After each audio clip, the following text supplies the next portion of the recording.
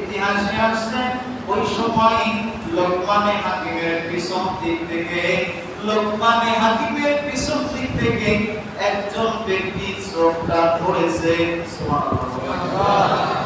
লোকমানে হাকিমের দুই চোখ ধরেছে। লোকমানে হাকিম বলেন, এই মক্কা নগরীতে জমিনের উপরে আমার চোখ ধরার মতো এরকম বন্ধু কেউ নাই, এইরকম বন্ধু আমার কেউ নাই। আসেন ভালো করে বুঝবেন তিলাওয়াতুলবাসী, যুবক ভাইরা ভালো করে বুঝবেন কেমন লোকমানে হাকিম ছিলেন, আল্লাহওয়ালা ইমানদার কেমন ছিলেন। লোকমানে হাকিম দুই চোখ ধরেছে, বুঝতে পেরেছে মক্কা নগরীতে আমার চোখ ধরার মতো এরকম হিতাকাঙ্ক্ষী আপন বন্ধু কেউ নাই। যখন লোকমানে হাকিম দুই চোখ ধরেছে, বুঝতে পেরেছে এই হাতটা এমন একটা হাত, রেশমে কাপড়ের মতো নরম হাত, আর গা থেকে মেশকে আম্বরের গন্ধ বের হয়, এমন একটা মানুষ আমার চোখ ধরেছে। আল্লাহ, এমন একটা মানুষ আমার চোখ ধরেছে, সাধারণ কোন মানুষ নাই, ইনি আমার রাহমাতুল লিল আলামিন। চোখ ধরেছে কি? বিশ্বনবী রাহমাতুল লিল আলামিন চোখ ধরেছে। লোকমানকে বলে, লোকমান দেখে আপনি বুঝলেন? বলে, আমি জানি আপনি যখন আমার পথ দিয়ে যাবেন 40 গজ দূর দিয়ে গেলে আমি লোকমান বুঝবো আমার রাহমাতুল লিল আলামিন যাচ্ছে। আর ইয়া রাসূলুল্লাহ, ইয়া হাবিবাল্লাহ, নবী গো,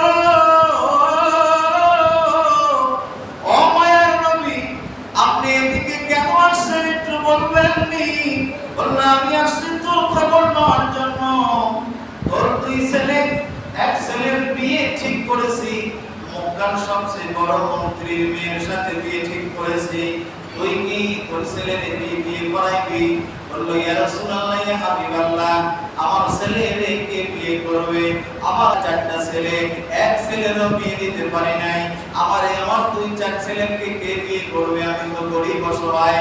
লোকমানে হাকিম বলে, লোকমানে হাকিম শুনে রাখো, তোমার 4 সন্তানের বিয়ে হবে, এক সন্তান বড় সন্তানের বিয়ে হবে জেদ্দায়, আবার দ্বিতীয় সন্তানের বিয়ে হবে কাশ্মীর, তৃতীয় সন্তানের বিয়ে হবে মদিনার বাদশা মেয়ের সঙ্গে। কে বলে?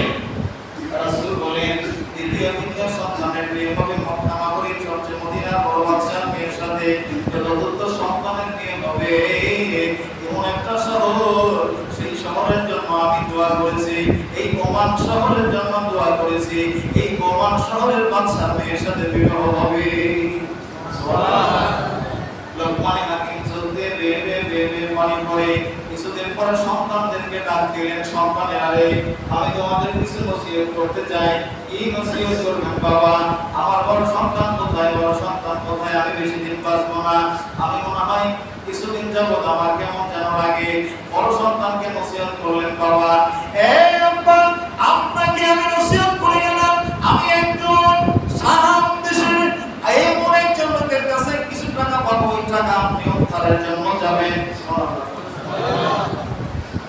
বড় সন্তানকে নসিহত করলেন, টাকার জন্য যাবে, টাকার জন্য চলে যাবে, ওইখানে একজন জমিদারের কাছে আমি কিছু টাকা পাবো, ওই টাকা নিয়ে তুমি চলে আসবে, রাহমাতুল লিল আলামিনের সাথে দেখা করবে, যারা তোমার বিবাহ করিয়ে দিবে। রাসূলের সাথে বিদায় নিলেন, চলে গেলেন শাম দেশের দিকে চলে গেলেন। রাস্তার পথে লোকমানে হাকিমকে কেউ কিছু দিতেন না, টাকা যদি ধারটা চাইতেন কেউ দিতেন না। লোকমানে হাকিম না খেয়ে 24 দিন ছিলেন।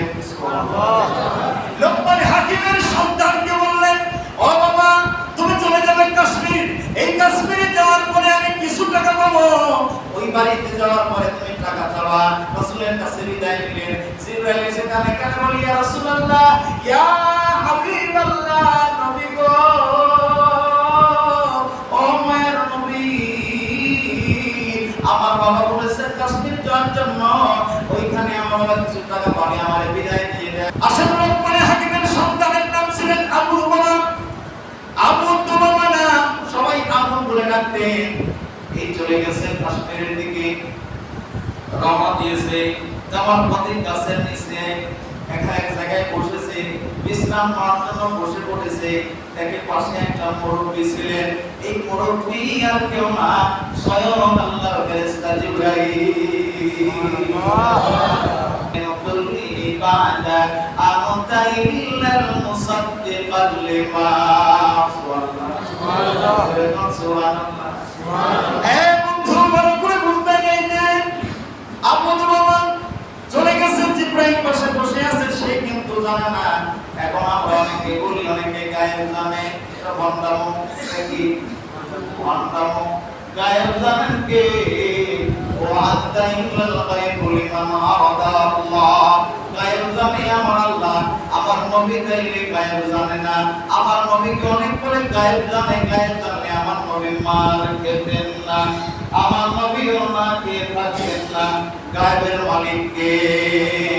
বাড়িতে যাবে টাকা পাবে, ওই বাড়িতে যাওয়ার পরে বাড়িওয়ালাকে ডাক দিয়েছে, বাড়িওয়ালা আমি লোকমানে হাকিমের সন্তান, আপনি বলে আমার বাবার কাছ থেকে টাকা নিয়েছে, টাকার জন্য আসছি, টাকার ব্যবস্থা করে আমাকে দিয়ে দেন, আমি চলে যাব। বাবা আমি টাকা দিতে পারি, কিন্তু আমার বাড়িতে এক রাত থাকা লাগবে, তাছাড়া টাকা পাবো না। আল্লাহ রাব্বুল আলামিন কেমনি ইমানদারদের সহযোগিতা করেন। আর ওদের বাবা যখন শুনতে পেলেন, বাড়ি থেকে বের হয়ে টাকা নিয়ে যখন বের হয়ে চলে আসলেন, শুনতে পেলেন এখানে যেন একটা সুন্দরী মহিলা, আজকে স্বামী মারা গেছে। কেমন সুন্দরী! এই কাশ্মীরিতে এত সুন্দর নারী, এত সুন্দর নারী আর পায় না, এত সুন্দর নারী। এই নারীর স্বামী মরেছে একাধিক, প্রায় 4টা স্বামী মারা গেছে। কখন মারা গেছে? যেই দিন বাসর ঘর, ওই দিনই মারা গেছে। তারপরে আবু দুবামা জিবরাইলকে চিনে না। জিবরাইল আল্লাহর ফেরেশতা বলে, মুরব্বি এই মেয়ে এত সুন্দর মহিলা মারা গেল কেমনে? কেমনে তার স্বামী মারা গেল? বললো তুমি এই মেয়েকে তুমি বিবাহ করবা, যদি করতে চাও তাহলে বিবাহ করিয়ে দিব।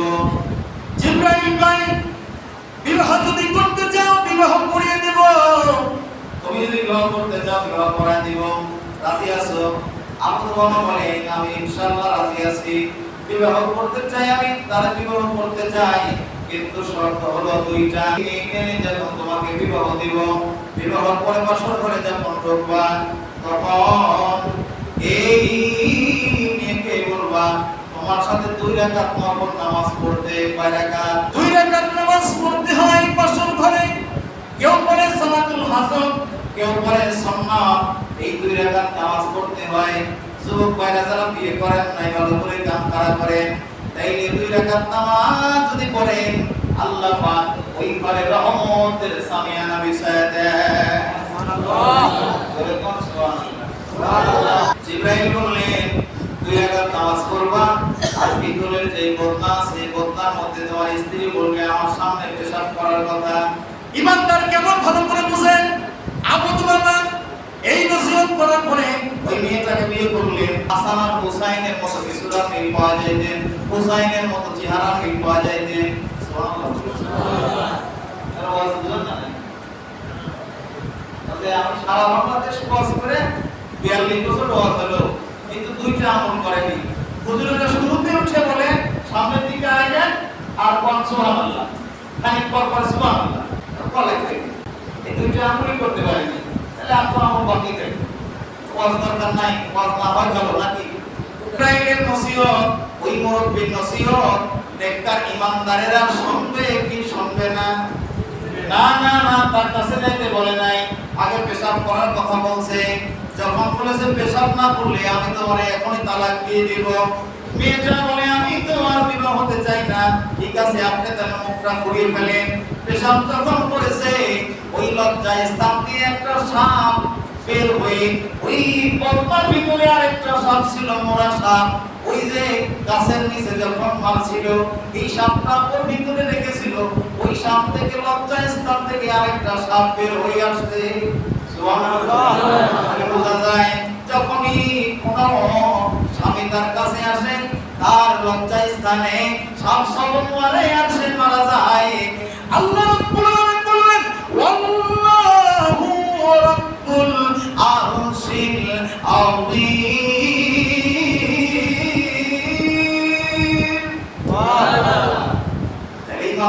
যে আল্লাহ কেমনে থাকে।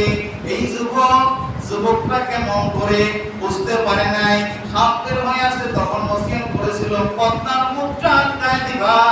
আবু মামা পদ্মার মুখটা আটকানোর সঙ্গে সঙ্গে তুমি খাটের নিচে বেঁধে রাখবা, আটকায় বেঁধে রাখবা, তার উপরে তোমার স্ত্রীর কাছে যাবা। আবু মামা নতুন বউ নিয়ে পরের দিন চলে গেছে মক্কায়। সবাই তারে বলে, রাসূল তারে বলে, ও লোকমান রে, বলেছিলাম সুন্দরী মহিলার সাথে তোর সন্তানের বিবাহ হবে, পছন্দ হয়েছে। বললো এই মক্কার জমিনে আমি লোকমান এত সুন্দর নারী দেখি না।